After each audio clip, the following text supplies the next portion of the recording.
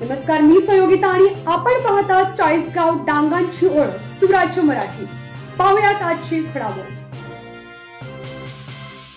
अहिल्यानगरमधील लिंगदेवमध्ये महिलांनी रौद्ररूप घेतल्याचं पाहायला मिळालंय। ऐन गटारीच्या दिवशीच तळीरामांना तसेच अवैध दारू विक्रेत्याला या महिलांनी चोप दिलाय। महिलांनी थेट दारू विक्रेत्याच्या घरावर धाड घालत दुकानाची तोडफोड केली, तसंच दारू पिणाऱ्यांनाही चांगला चोप देत गावातून हुसकून लावले। या आंदोलनात गावातील महिला रणरागिणींच्या रूपात दिसून आले।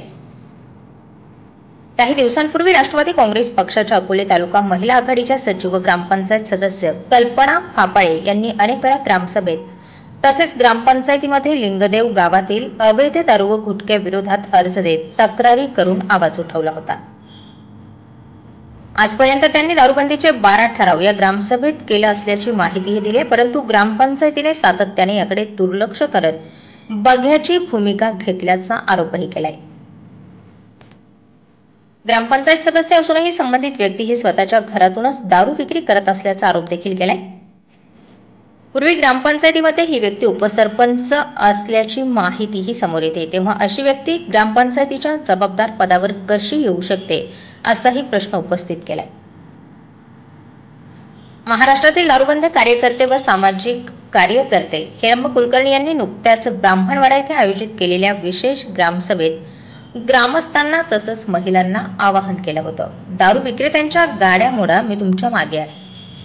या आवाहनानंतर लिंगदेवमधील महिलांनी कृतीत उतरून आता हे धाडसी पाऊल उचललंय। शीला उघडे यांच्या मार्गदर्शनाखाली महिलांनी अवैध दारू विक्रेत्याच्या घरी धडक मारली।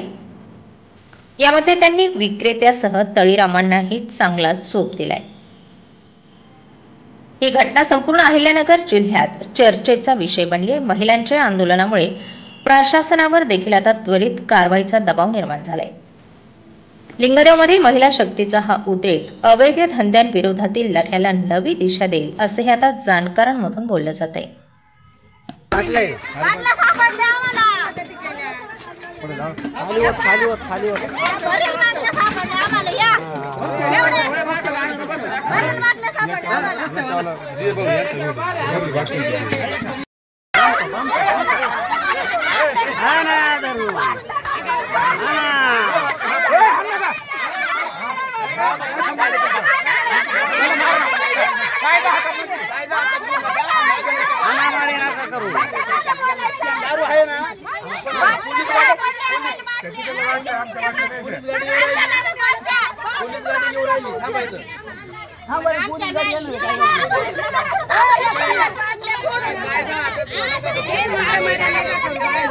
आज जी तुम्ही रेडता केली कशामुळे केली तुम्ही? दारूबंदी झालीच पाहिजे, दारूबंदी झालीच पाहिजे, पुढे दिसली नाही पाहिजे, सध्याच्या खांडी सुद्धा दिसली नाही पाहिजे।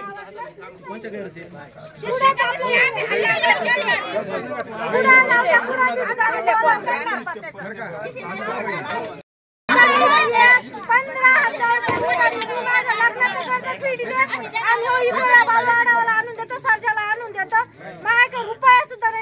महापूरच्या लग्नाचं कर्ज फेडीत दर दिवस कामाला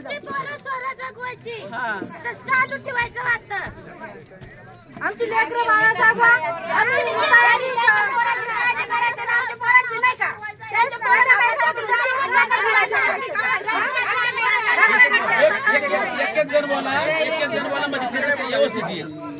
मला खरं म्हणजे न्याय पाहिजेच, कारण की माझ्या नवऱ्यानं मला लय वैताग दिलाय। 3000 रुपये घरात ठुले, रोजचे 500 रुपये घेऊन गेला। काल घर उचकला तर रुपया ठुला नाही त्यानं घरात। तेव्हा मला ही दारू बंद झालीच पाहिजे। आम्हाला भाकर सुद्धा भेटत नाही, फाशी आणि सांभाळा आमचे नवरे आणि पोरं चला पुढच्या द्यायचं। वृत्तसंकलन विभाग, सुराज्य मराठी, अकोले। आपल्या सुराज्य मराठीच्या YouTube चॅनलला सबस्क्राईब करायला विसरू नका।